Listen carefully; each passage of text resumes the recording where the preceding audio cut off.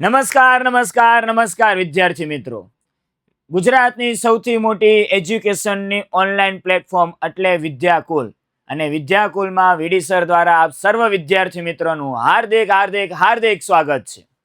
આજે શું કરવાના છે? આજે આપણે ધોરણ 11 ની ભૌતિક વિજ્ઞાનની માયાજાળને આપણે સંકેલવાની છે. કઈ રીતે? તો કે ભૌતિક વિજ્ઞાનમાં ધોરણ 10 માં તમે કઈ કઈ વસ્તુ ભણીને આવી ગયા છો, કયા કયા ચેપ્ટરમાં એનો ઉપયોગ થાય છે, કયા કયા ચેપ્ટર આ વર્ષે ધોરણ 11 માં આપણે નવા ભણશું અને કયા કયા ચેપ્ટરનું એટલું વધારે મહત્વ છે કે ધોરણ 12 ની અંદર પણ આપણે એમાં કઈ રીતે ઉપયોગ કરશું. એટલે ધોરણ 11 નો આખા સિલેબસને ટૂંકમાં સમજવાનો આપણે પ્રયત્ન કરશું.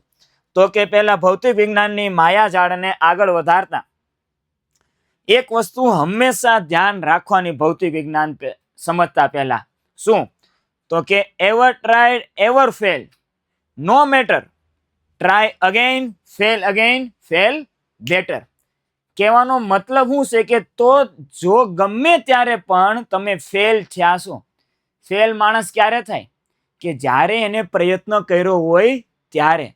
ઈ ફેલ થયા એમાંથી શીખો, ફરીથી પ્રયત્ન કરો અને fail again, fail better. Fail better means કે હવે જે ભૂલ પુનરાવર્તિત બીજી વાર ભૂલ કરવાની નથી. ઈ ભૂલમાંથી કંઈક શીખીને આપણે આગળ વધવાનું છે. આ જ રીતે જો સતત કરતા રહેશો તો જ ભૌતિક વિજ્ઞાન સાથે તમને પ્રેમ થશે. આગળ વધીએ તો કે સર આપણે ભૌતિક વિજ્ઞાનનું પહેલું ચેપ્ટર એકમ અને માપનો. એકમ અને માપનનો તમને ચેપ્ટર આવી નથી ગયું, પરંતુ એમાં આપણે ઉપયોગ કરેલો છે.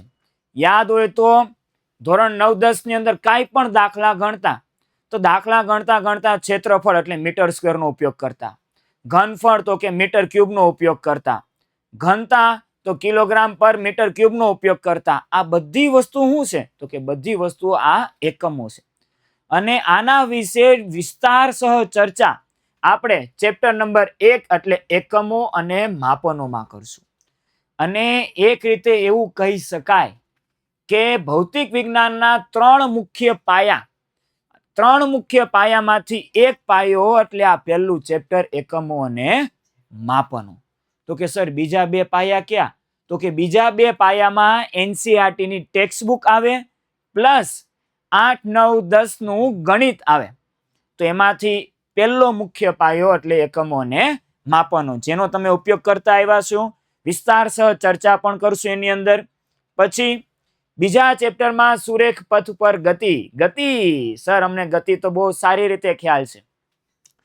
તો કે ગતિમાં આપણે આના વિશે થોડી ઘણી ચર્ચા પણ કરેલી છે અને એને વિસ્તારસહ આપણે યાદ હોય તો પ્રવેગ, વેગ, સ્થાનાંતર, પથ લંબાઈ આ બધું જાણો છો.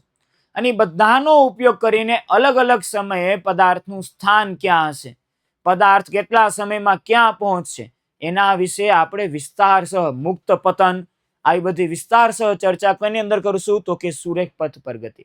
અને આ ચેપ્ટર સુરેખ પથ પર ગતિ ડાયરેક્ટલી ઓર ઇનડાયરેક્ટલી તમારે ધોરણ 12 ની અંદર ઉપયોગ થશે. પછીનું તો કે સમતલમાં ગતિ. સર તો આમાં ફરક શું? આમાં ફરક એટલો કે સુરેખ પથ પર ગતિ એટલે સીધી રેખામાં જ ગતિ થવી જોઈએ.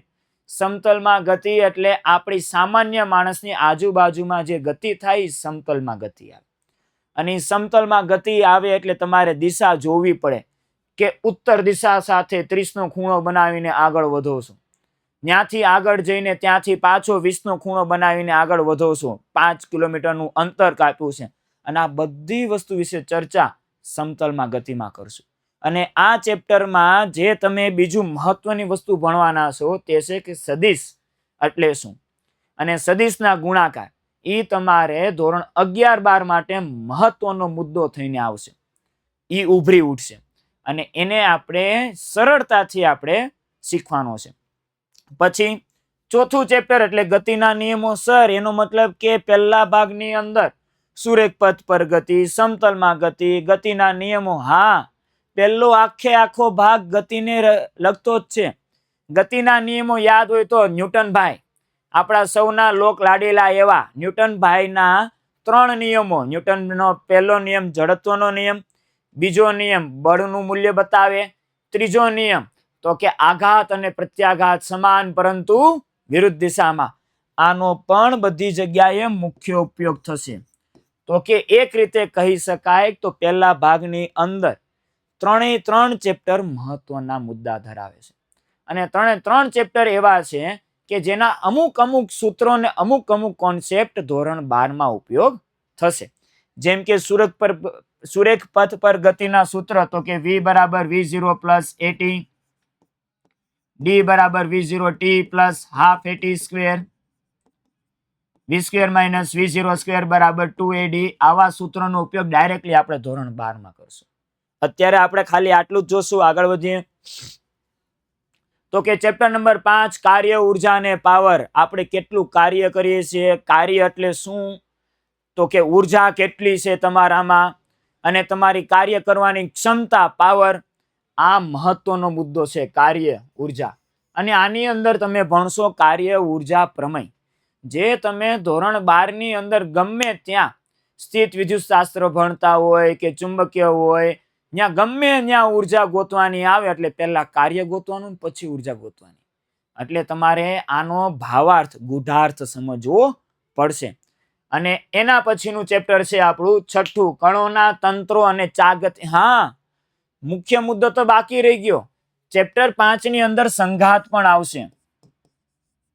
સર સંઘાત એટલે નથી ખબર, તો કોલિઝન, અથડામણ.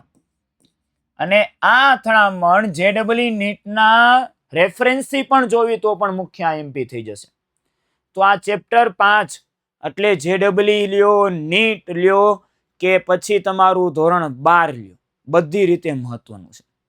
પછી ચેપ્ટર 6 તો કે કણોના તંત્રની ચાક ગતિ. મારું એવું માનવું છે કે ધોરણ 11 ની અંદર મુશ્કેલમાં મુશ્કેલ, ટફમાં ટફ ચેપ્ટર એટલે આ. પરંતુ એને આપણે સરળતાથી એવા ડાયરેક્ટલી આજુબાજુના ઉદાહરણથી સમજશું કે આપણે ખૂબ જ સરળતા રહે. જેમ કે પંખો વર્તુળમય ગતિ કરે છે, દડાને ફેંકો તો દડો આગળ પણ જાય છે પણ સાથે સાથે વર્તુળાકાર પથ પર પણ ગતિ કરતો આવે છે. ઘણી વખત મૂવીની અંદર આવે કે કોઈ પણ એક વહુ વધુ ઉપરથી દાદરેથી પડી ગઈ તો ગોળ ગોળ ફરતી નીચે આવે. તો બધું કણોના તંત્રની ચાક ગતિમાં જ આવશે. કણોના તંત્ર મુખ્ય આઈએમપી. અને આમાં બીજો એક મહત્વનો મુદ્દો આવશે તો કે જડત્વની ચાક માત્રા. આના વિશે ત્યારે વિસ્તારમાં ચર્ચા કરશું. આનો ધોરણ 12 માં પણ ઉપયોગ થશે. ગુરુત્વાકર્ષણ. હા સર, ફાઇનલી એક ચેપ્ટર એવું આવ્યું કે જે અમને બહુ જ યાદ છે. ગુરુત્વાકર્ષણ આપણે ઓલરેડી 8, 9, 10 ની અંદર ભણી ગયા છો. બે પદાર્થો વચ્ચે લાગતું બળ, પરંતુ તેને થોડોક વધારે વિસ્તાર છે. તેમાં સંગ્રહ પામતી ઉર્જા, જો બહાર સેટેલાઇટ જાય છે તો સેટેલાઇટનો વેગ કેટલો હોવો જોઈએ, આ બધા વિશે ચર્ચા આપણે ચેપ્ટર નંબર 7 ની અંદર કરશું. આપણે જે વિદ્યાર્થીઓએ ઓલરેડી 12 જૂનથી ટોપર બેચ ચાલુ થઈ ગઈ છે, જે વિદ્યાર્થીઓ આમાં જોઈન કરવાનું હજી ચૂકી ગયા છે, તે વિદ્યાર્થીઓ પાસે વહેલીમાં વહેલી તકે જોડાઈ જવા નમ્ર વિનંતી. કારણ કે આવો તક પાછો મળશે નહીં અને પછી પાછળથી અફસોસ થશે. જોડાશો તો પણ તમારે સમય ટ્રેન ચૂકી ગયા હશો. તો હજી આપણે વધારે દિવસો નથી ગયા લેક્ચરના, હજી ધીમે ધીમે પાયો જ ક્લિયર કરીએ છીએ. તેથી જે વિદ્યાર્થીઓને જોડાવવું હોય તે વહેલામાં વહેલી તકે જોડાઈ જાય. આગળ વધીએ. ધોરણ 11 નો બીજો ભાગ તો કે ઘન પદાર્થના યાંત્રિક ગુણધર્મો. ઘન પદાર્થના યાંત્રિક ગુણધર્મો તો કે આપણી આજુબાજુમાં દેખાતી દરેકે દરેક ઘન વસ્તુઓ, એ ઘન વસ્તુઓ કેવા ગુણધર્મો ધરાવે છે. સ્થિતિસ્થાપકતા. સર રબર એ ઘન છે, ખેંચી શકાય. આ રિમોટ એ ઘન જ છે પરંતુ ખેંચું નથી ખેંચી શકાતું. કારણ શું? પછી પ્લાસ્ટિકને ખેંચો, વધારે ખેંચો તો તૂટી જાય. રબરને ખેંચીને મૂકી દો, પાછા મૂળ સ્થાન આવી જાય. તો એની અંદર તમે સ્થિતિસ્થાપકતા અને અસ્થિતિસ્થાપકતા વિશે ભણશું. વિસ્તાર છે એની અંદર ચર્ચા કરશું. બ્રિજ બનાવવામાં ક્યાં ઉપયોગ થાય એના વિશે પણ આપણે જોશું. એના પછી તો કે તરલના યાંત્રિક ગુણધર્મો. હવે તરલ એટલે આપણને એક જ વસ્તુ યાદ આવે, તરલ એટલે પ્રવાહી. પરંતુ ના વિદ્યાર્થી મિત્રો, તરલની અંદર પ્રવાહી અને વાયુ બંનેનો સમાવેશ થશે. અને એ બંને કઈ રીતે? તો કે તરલ એને કહેવાય કે જેનું સરળતાથી વહન થઈ શકે. તો કે સરળતાથી વહન સર પ્રવાહીનું થઈ જાય અને વાયુનું પણ થઈ જાય. તો એના વિશે આપણે આની અંદર ભણશું.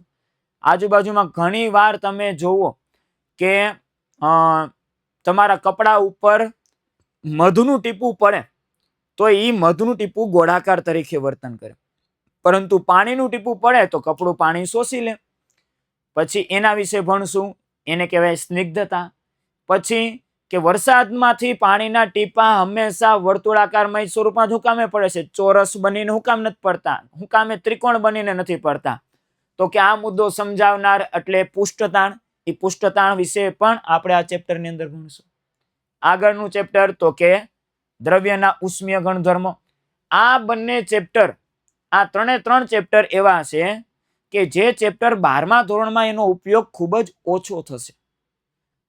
ત્રણ નહીં, ઇવન 4 8 9 10 11 ખૂબ જ ઓછો થશે.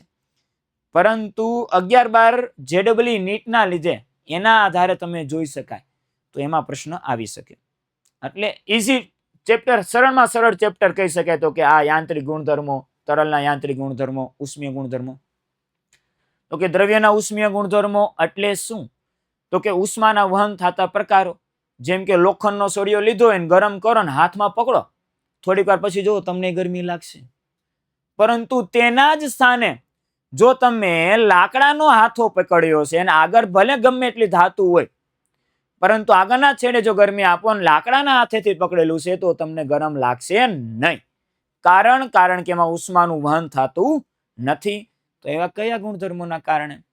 બીજું પછી ઘણી રીતે જોઈ શકાય કે ઘણી વસ્તુના બોટલના ઢાંકણા ન ખુલે, તો ન ખુલતા હોય તો એને શું કરે? આપણા માતા પિતા, દાદા દાદી યાદ હોય તો એને કહે કે લાય થોડું ગરમ કરી લે.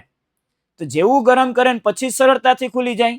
તો કે ગરમ કરવાથી એની લંબાઈમાં, ક્ષેત્રફળમાં વધારો થાય. તો કે કઈ રીતે વધારો થાય, કેટલો વધારો થાય, કેટલો તાપમાનમાં વધારો કરવો પડે, એ બધું આની અંદર ભણશું. અને યાદ હોય તો થર્મોડાયનેમિક્સ. થર્મોડાયનેમિક્સ ચેપ્ટર એવું છે કે જે તમારે 11મા ધોરણના કેમિસ્ટ્રીમાં પણ છે, અને એને જ 11મા ધોરણના ફિઝિક્સમાં પણ થર્મોડાયનેમિક્સને ભણશું. અને એ થર્મોડાયનેમિક્સ એટલે કે એવું કહી શકાય કે ઠંડી ને ગરમ વસ્તુ બંને મિક્સ રાખો તો જે ઠંડુ હોય એનું તાપમાન વધે અને ગરમ હોય એનું તાપમાન ઘટે. તો કે કયા કારણોસર? એ બધી ચર્ચા આપણે કયા અંદર કરશું? તો કે ચેપ્ટર નંબર 11 ની અંદર. અંતે ગતિવાદ. આપણી આજુબાજુમાં જે હવાના કણુઓ રહેલા છે, ઘણી વાર તમને એવું લાગે આખી રૂમ પેક કરીને અંદર બેસી જાવ ને તમને બહુ શાંત માહોલ લાગે, અને એના સ્થાને રૂમની બહાર જઈને ગાર્ડનમાં જઈને બેસો, ત્યાં તમને સતત કંઈક હવાનો અવાજ આવતો રહે. તો એ આજુબાજુમાં તમારા જે હવાના કણો ગતિ કરે છે એની ગતિની ઉર્જા કેટલી હશે, એ ગતિમાં તાપમાનમાં કેટલો ફેરફાર થાય છે, એ બધી ચર્ચા, એની સરેરાશ મૂલ્ય કેટલું આવશે, એ બધી ચર્ચા ગતિવાદમાં કરશું. આ ચેપ્ટર પણ ધોરણ 12માં એનો ઉપયોગ નહીં થાય, પરંતુ ધોરણ 11 માટે મહત્વ કહી શકાય. એમાં જોશું આમાંથી 1 થી 2 સૂત્ર જેવા છે કે જે ડાયરેક્ટલી તમારે ધોરણ 12માં ઉપયોગ કરવાનો છે. અને અંતે દોલનો અને તરંગો. દોલનો અને તરંગો સર યાદ છે કે તમે હિંચકા ખાતા હોય એ દોલનો કહેવાય. તરંગો એટલે શું? તો કે યાદ હોય તો જીમમાં બેઠા ઓલા જીમમાં કસરત કરવા જાય ને લાંબો રસ્સો ખેંચ્યો હોય ને આમ કરે, અને આ પ્રકારનું સતત તમને આવી રીતે જોવા મળે. તો કે સર આને શું કહેવાય? આને કહેવાય તરંગો. એને કેટલું બળ લગાડવું પડે, કેવી લાક્ષણિકતા ધરાવે, એ બધા વિશે ચર્ચા આપણે અંતે દોલનો અને તરંગોની અંદર કરશું. અને આ બંને ચેપ્ટર ધોરણ 12ના મુદ્દેના લીધે આઈએમપી બની જાય છે, અને આ ધોરણ 12માં પણ ઉપયોગ થાય છે. તો આપણે આ બંને ચેપ્ટરને વિસ્તારસર આવી રીતે ધોરણ 11નું આપણે અભ્યાસ કરશું. અને મારા ખ્યાલ મુજબ હવે તમને ધોરણ 11નો સંપૂર્ણ ખ્યાલ આવી ગયો છે કે આ આખું 1 વર્ષ દરમિયાન આપણે કઈ રીતે અભ્યાસ કરશું. અસ્તુ.